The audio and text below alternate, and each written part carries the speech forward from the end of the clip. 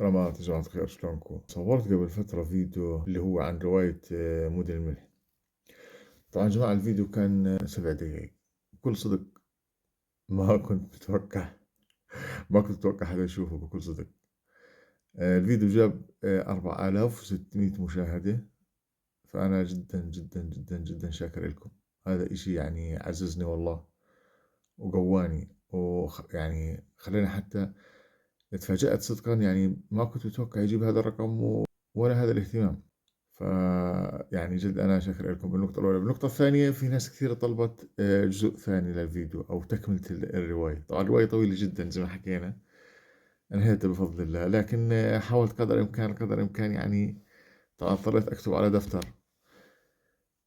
فمش عارف، بدي أنزل حسب طلب بعض الناس. طبعا إن شاء الله إنه يكون هذا الفيديو كمان ممتع. الفيديو الأول كان عبارة عن قصة، يعني قصة وردت خلال الرواية وهي بلشت الرواية فيها. فالآن تتمت الأحداث. فمش عارف صراحة، يعني الفيديو الأول عملت المستحيل عشان أعمله 7 دقايق. هذا الفيديو مش عارف قديش بده يطلع معي. رح أحاول قدر الإمكان إني أقصره وأعمله قصير إن شاء الله. طبعا يا جماعة، عشان تكونوا بالصورة قبل ما نبلش الفيديو، هلا ما تبقى من الإشي اللي بده ينحكى مختصر وسهل جدا وبسيط، عشان اللي مش حابب يكمل الفيديو أو إنه صعب عليه التفاصيل. هلا ما تبقى كله بحكي عن كيف بلشوا يستخرجوا النفط بالمزامنة. بلشوا عمروا على جهة البحر الأحمر من غاد. بلشوا عمروا مدينتين، مدينة للعرب ومدينة للأمريكان اللي بدهم يجوا يشتغلوا بالنفط. العرب العمال طبعا، غير السكان المحليين للعمال. والأهم أو الإشي المهم برضه، خط أنابيب من وادي النوم لهاي المدينة الساحلية علشان يوصلوا النفط للبواخر وبلشوا يصدروا فيه. الله أعلم من التصدير لأمريكا. طبعا مش ذاكر هو عن التصدير إشي، بس كونه اللي بيشتغلوا أمريكان والمسؤولين أمريكان، فالله أعلم من التصدير لأمريكا. هاي خلينا نقول العناوين الرئيسية للفيديو أو ما تبقى من القصة. بعدين عادك بنفوت بالتفاصيل. طبعا هي رواية، وزي ما بتعرفوا يعني الرواية يعني الراوي بده تفاصيل بالاخر. هو بده يكتب وبده يطلع حجم وبده يطلع عدد ورق. يعني تقدر تقول انه بالاخر يمكن يكون في اشياء ما تلزم المستمع او ما تلزم القارئ. هي تفاصيل، لكن للامانة الرواية كثير ممتعة وكثير فيها تفاصيل صدقا يعني.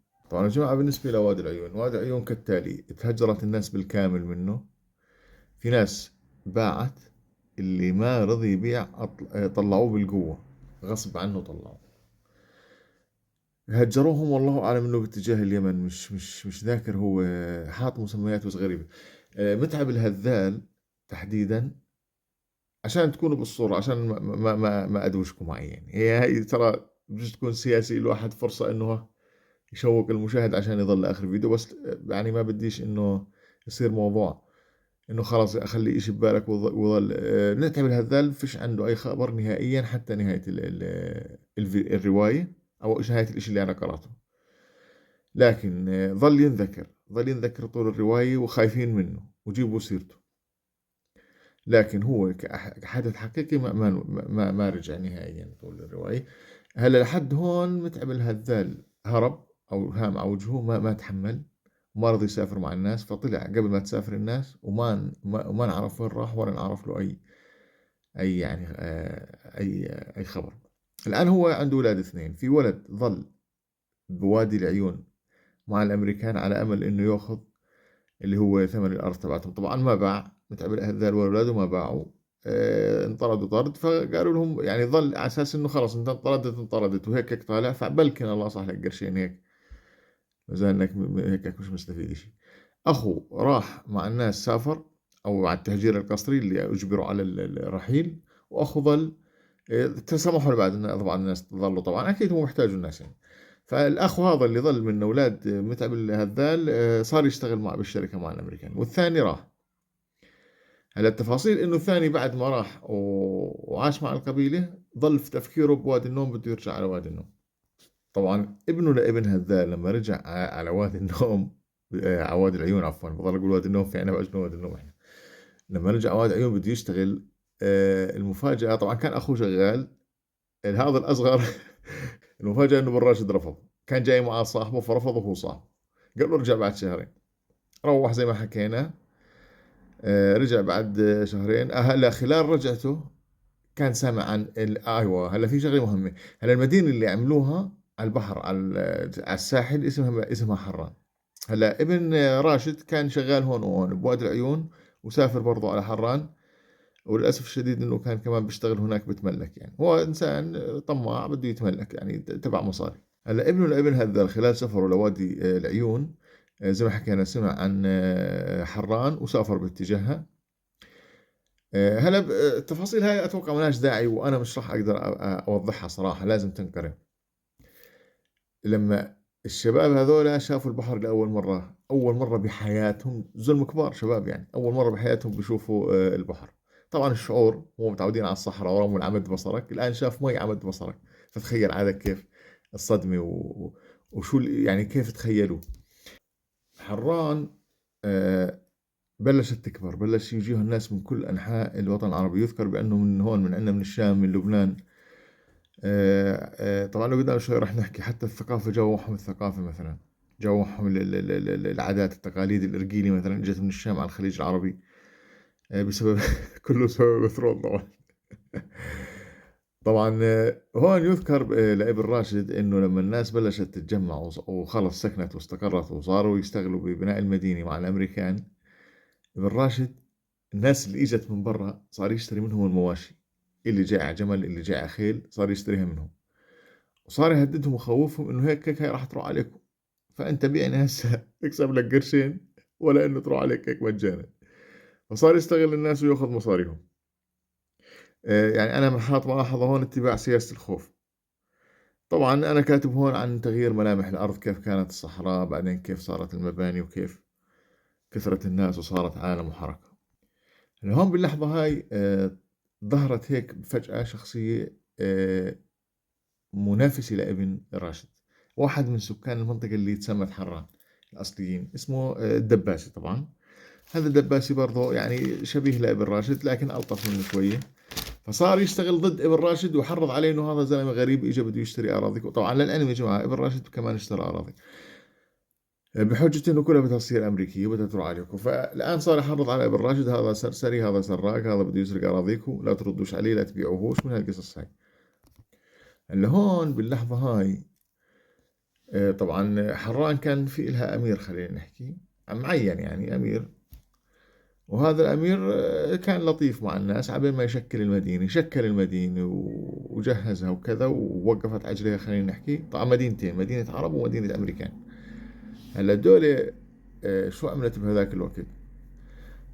عشان يقدروا يعني يسيطروا على الناس بدّلوا الأمير، فهاي كانت سياسة يعني هاي سياسة والله أعلم، فما قدر يخلّي نفس الأمير، لأنه الناس خلاص ماخذة عليه وبتعرفوا عايشة معه وماكلة وشاربة معه، فمباشرة سحبوا الأمير وجابوا أمير ثاني اسمه خالد المشاري حسب الرواية، طبعًا ممكن تكون أسماء وهمية مش حقيقية يعني، وارد إنها تكون أسماء وبالغالب أسماء وهمية طبعًا، لأنه ما راح يقدر يحط أسماء حقيقية، فهذا خالد المشاري الأمير الجديد استلم حران وبده يحرق الأخضر واليابس. هلأ الرواية بتحكي عن الأذناب لمّا وصل الأمير كيف عملوا. التنافس بين ابن راشد والدباسي باستقبال الأمير وخدمته والحفلات والدواوين الكذابة هاي اللي بيعملوها لليوم بعدها للأسف بتنعمل كل الأقطار طبعا مش بس بجزيرة العرب.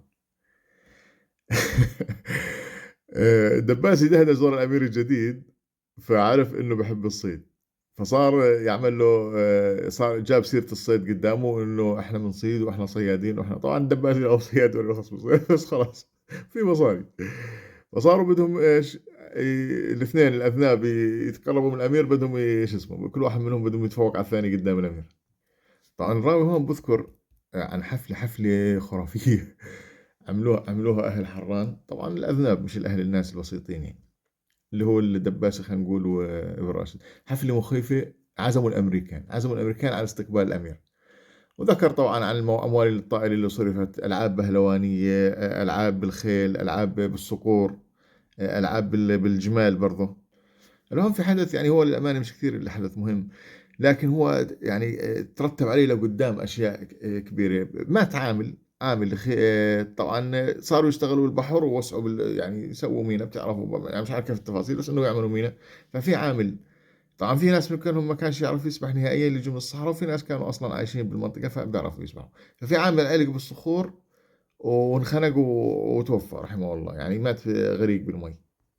طبعًا العامل هذا كان شغال هو وأخوه، لمّا غرق الأخو أخوه يعني كان يسمى بالحوت الصغير قد ما هو سباح ماهر، بس لمّا علق هذا بالصخور ونزل وما قدر يطلعه، فالعامل صابه زي هستيريا بالبداية وفقد عقله نهائيًا. هسه ابن راشد هذول عمال عنده، ابن راشد اللي مستلم الشغل بالفترة هذيك، فشو سوى قد ما هو محترم؟ بالرواية مكتوب قريشات، حط بجيبة المجنون شوية قريشات وجاب واحد من قرايبه وروحوا على بلاده وهو قراب، على أساس إنه يعني يشتريهم بالمصاري. في معلومة هون تذكر إنه الأمير ما رضي يتدخل بوفاة العامل، وعمل حاله إنه حاول التنصل الكاتب وعمل حاله إنه مش مش علاقة. الأغرب إنه الأمريكان نفسهم كمان ما رضوا يتدخلوا، وقالوا الآن هذا مش عامل عندنا، عامل عند ابن راشد وإحنا ما لنا علاقة فيه. هلا بالفترة هاي ابن راشد صار يعمل إجراءات بحيث إنه خلاص يحول العمال على الأمريكان ويصير هو يبطل مسؤول عنهم. طبعا ذاكر بالرواية عن رحلات الصيد للأمير، الرفاهية والعز، كيف كان يطلعوا ويغيبوا بهالصحراء يتصيدوا. طبعا هون مذكور إنه يعني ازداد عدد العمال بشكل كبير جدا، لدرجة إنهم طبعا كانوا بالبداية بالخيام، بعدين اضطروا يعملوا بركسات من حديد. في تفاصيل عن البركسات، الحم تبعها، كيف العمال كانوا يعيشوا فيها، كيف الحرارة، كيف السقف كان يعني، كيف إنه فيها فئران وجرادين وإشي زي هيك. معاناة العمال، يعني حكى عن معاناة العمال. هلا في حدث هون يا جماعة أتوقع إنه بده تركيز، شدني فعلا. هلا العمال الجدد اللي كانوا يجوا كانوا يقابلوهم الأمريكان، خاصة بعد ما صارت الأمريكان هم مسؤولين عن عن العمال. فالغريب الأسئلة اللي كانت تنطرح عليهم، بيقول لك الامريكان كانوا يسالوا طبعا مستغربين الناس اسئله.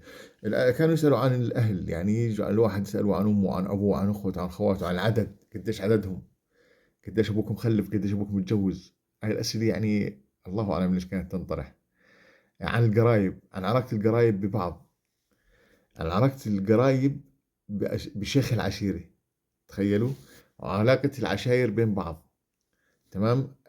قلنا عدد الزوجات وعن الشخص انه متزوج او يعني هاي ممكن عادي انه الشخص نفسه متزوج او لا، بس كانوا يسالوا اسئله تفصيليه الناس تستغرب انه ليش ما لها داعي. كانوا يسالوا عن تعدد الزوجات، حتى يقال يعني يذكر مذكور بالروايه انه كانوا يسالوا الرجال عن الاستحلام بالليل. هلا في حدث هون مذكور بالروايه حسيت انه يعني كويس ينذكر. خلال رحله من رحلات الامير، طبعا الامير كان يطلع مع الدباس رحلات صيد، فخلال رحلة ابن راشد كيف بده ينافس الدباسي. طبعا رحلة الله أعلم إنها كانت طويلة، بجوز 3 شهور، الله أعلم قديش مدتها يعني. فابن راشد بالفترة هاي الأمير غاب، بلش يبني بيت جديد للأمير سماه دار الإمارة. طبعا طبعا أموال طائلة بتعرفوا يعني، وما حدا سأل، وكله سرقات من الشعب. فهون يا سيدي العزيز بلش كاتب أنا بالورقة إنه ابن رشد والأذناب اللي حواليه، يعني لسه ابن رشد في حوالي ناس من شيلته برضه أذناب. فعملوا بلشوا يعمروا بيت للأمير بحجة إنه طبعا على غرار البيوت الأمريكية، ما يشابه غير الأمريكية، بحجة إنه غير إنه بدهم يعملوا مفاجأة، إنه عشان الأمير ما ينزعج، بدهم يدقدقوا، بدهم يطلعوا أصوات، فبقول لك ما بصيرش يا عمي وإحنا نعمر وندقدق الأمير يسمع الصوت. هلا هون ذاكر برضو بسبب كثرة العمال، ذكر كيف إنه الحياة بلشت تتغير، خلص ما عاد في رجعة. ذكر عن بناء المخابز، المتاجر، المقاهي، زي ما حكينا عادات أهل الشام، الإرجيلي إجت. طبعا في تفاصيل كثير، اللي بيقدر يقرأ رواية يقراها، في تفاصيل كيف انبنت وكيف عمرت وكيف صار في شوارع، وعلى طرف الشوارع محلات. خلاص الآن الحياة راحت أيام الدولة العثمانية معلم، ما في. أنا الشاب اللي أخوه توفى وصابه جنون وابن راشد وداه وحط بجيبته مصاري ووداه على أهله، اسمه هاجم للعلم، نسيت ما أذكر اسمه المعذرة. فهون مذكور إنه رجع هاجم ومع واحد من قرايبه. فابن راشد مجرد ما وصلوا الأمير مش موجود، طبعا اتفق مع الأمريكان واعتقلهم بالاتفاق مع حاجب الأمير. اعتقلهم بخيمة. رجع الأمير تفاجأ أنهم معتقلين عنده، ما كان يعني المهم طبعا بتعرف الإنسان ما لهوش قيمة، يعني شو عامل 100 أهلا وسهلا أهلين عامل والله. فالأمير حاول مع الأمريكان إنهم يدفعوا نص ديته. هم توقعوا انه الموضوع دي ومصاري، هو مش جاي لا بده دي ولا دي ولا بده مصاري، بدليل انه هرب. يعني بعد ما شاف الوضع هيك وانه اعتقلوه، هو جاي من كل عقله بده قصاص طبعا، كان لما اعتقلوه وشاف الوضع هيك سحب حاله وضره. بس قبل ما يفل صار في احداث مهمة اثرت جدا على ابن راشد، كانت هي تقريبا سبب نهاية ابن راشد. بديش استعجل الاحداث، بدي اياكم تتشوقوا لانه انا نهاية ابن راشد شدتني صدقا يعني في له نهاية طمنوا. طبعا الامريكان رفضوا نهائيا. الان ابن راشد خاف، شعر بالخوف انه خلص يعني. هون صارت تطلع اشاعات انه ابن هذان راح يرجع. حكيت لكم انه ابن هذان راح يظل معنا طول الروايه. صارت تطلع كلمه انه البدو راح يهجموا على حران، وحيذبحوا ابن راشد وحيدمروا المدينه، وراح يكونوا بقياده ابن هذان. فهون بلش ابن راشد سبحان الله يعني بلش يشعر بالخوف. فلون ابن راشد لما ما قدرش يأمن دية الرجل، بلش يبيع يا جماعة بالأشياء اللي اشتراها. بلش يبيع بالأراضي، استلف مصاري أو تدين مصاري من الدباسي، وبلش فعلا يبيع من أراضيه للدباسي. بلش ابن راشد يخفت والدباسي يعني. طبعا وصلت مرحلة، هاي أنا حبيت هالمرحلة يا جماعة، وصلت مرحلة ابن راشد من الخوف إنه يلبس زي مشردين، ويعني إذا بده يطلع على الشارع يطلع بزي مشردين، بطل يسترجي يطلع على الشارع نهائيا. هاي الشغلة أنا كثير حبيت يعني صدقا، فشت غلي زي ما تحكوا. طبعا في حدث انذكر بالرواية إنه من كثر ما جابت سيرة البدو، وابن راشد خايف من البدو إنهم يهجموا على المدينة، فصار يشيل سلاح دائما معه سلاح. ففترة من الفترات ابن راشد طفل صاح بدو بدريش كيف الولد صاح، فطال ابن راشد مسدس وطخ من شدة الخوف يعني. في حدث رئيسي أنا صعب جدا صدقا إني أو أوصفه، بده وقت خير الله، ألا وهو ظهور الباخرة الأمريكية. لما إجوا الأمريكان ونزلوا الأمريكان، طبعا النساء إجوا معهم نساء المرة هاي، كان كثير مشلحات. فبحكي تفاصيل عن الناس كيف لما شافت النساء وانصدمت، وإنه كيف هيك اللبس. فكان الموضوع شوي يعني بده قراءة، يعني صعبين وصف. فهيت بالتفاصيل إنه الناس انصدمت، شو هذه كيف هيك الناس طالعة يعني، إشي عجيب جدا. هلا هون عندنا طبعا اجت السفينة الأمريكية، وصارت أحداث كثير يعني كبيرة صارت أحداث على دور الأمير الأولاني قبل ما يستلم هذا الأمير الجديد. وردت رجعت مرة ثانية السفينة الأمريكية على الأمير الجديد هذا اللي هو حكينا اسمه خالد المشاري، اسمه خالد المشاري. الآن مع السفينة رقم 2 اللي إجت، طلعت لنا شخصية جديدة يا معلم، مسافر على حران، حسن رضائي. حسن رضائي يا جماعة هذا مليونير أصلا، جاي معه مصاري يعني، بس جاي يدهدز. حسن رضاي ظل بوجهه زيارة على الأمير. حسن رضاي جايب معاه منظار أهدار الأمير. طبعا الأمير كان أول مرة بشوف هالشوفة، صدم، صار يستخدم المنظار يراقب الناس بيه، في يراقب السفينة الأمريكية، يتفرج على النساء الأمريكيات بالمنظار. هلا في حدث هون عرس ابن الدباسي. ابن الدباسي يا جماعة عامل لحاله عرس مطنطن ما صارش بالتاريخ يعني. طبعا فايت بالتفاصيل هو عن الاحتفالات وكيف صار والاشياء اللي توزعت وعدد الايام اللي صار فيها احتفالات. فهو انا برضو هذا الحدث ذكر يعني، عرس ابن الدباسي. هلا هون بذكر برضو انه اجت كمان مرة باخرة جديدة، ظهور سيارات لأول مرة. أول مرة كانوا بيشوفوا فيها السيارات. طبعا حسن رضائي كان رايح مع السفينة وراجع معها، المرة هاي جاب معه راديو. شفت الراديو لأول مرة كان فيها تفاصيل كثير عجيبة صدقا يعني، لأنه فوتوا على الأمير وطريقة تشغيله غريبة، في أسلاك وكذا وهيك. طبعا هو أكيد مش على الكهرباء، لكن في أسلاك عشان يوصل السماعة بالبطارية وكذا. فكان لأول مرة طلع فيه الصوت وشوشي وصوت وشوش وصوت وشوش وصوت. فهي الأحداث خلت الأمير يقوم من مكانه، حتى يفل، يخاف، مات من الخوف، ارتعب، جفل ونط، والناس حواليه خافت. شوها. فتفاصيل شفت اللي هو خلينا نقول الراديو لأول مرة. هلا هون طبعا صار عندنا حدث رئيسي ألا وهو موت ابن راشد. صدقا أنا كنت متوقع من الرواية إنه تذكر موت ابن راشد بطريقة هيك يعني، لكن هو قلل من قيمته لدرجة إنه حتى موته ما عملهوش قيمة صراحة يعني. طبعا ابن راشد تعب كثير، مرض، ظل على أعصابه وظل خايف زي ما قلنا، صار شبه مشرد، آخر شيء مات. كنت حابب إنها تكون موته لكن سبحان الله يعني الحمد لله على كل حال إنه ربنا سبحانه وتعالى في آخره بيحاسب يعني. طبعًا يُذكر يا جماعة إنه الأمريكان اتهموا بقتل ابن راشد، يعني تخيلوا إذا كان الخبر هذا صحيح، طبعًا الناس العامة اتهموه، تخيلوا إذا كان فعلًا الأمريكان قتلوه، فكل التركيض وهالبيع والمشترى وآخر شي قتلوه الأمريكان اللي كان كلب من كلابه. طب يا جماعة هيك أنا يعني حاسس إنه الفيديو صار كثير طويل، فبدي أوقف هون، راح أحاول أقصّر منه قدر الإمكان، راح أحاول أمنتجه. خلينا هون عند موتة ابن راشد. وإن شاء الله بإذن الله بلكي قدرنا نصور فيديو ثاني، راح أقدر طبعًا أكيد يعني الملخص جاهز ومكتوب، بس إنه صدقًا أنا بديش الفيديو يكون طويل كثير يعني عشان برضه تتشجع الناس تحضر. فمبدئيًا خلينا نوقف هنا وأرجع أنا أحضّر فيديو ثاني إن شاء الله. وشكرًا لكم طبعًا، شكرًا على المتابعة.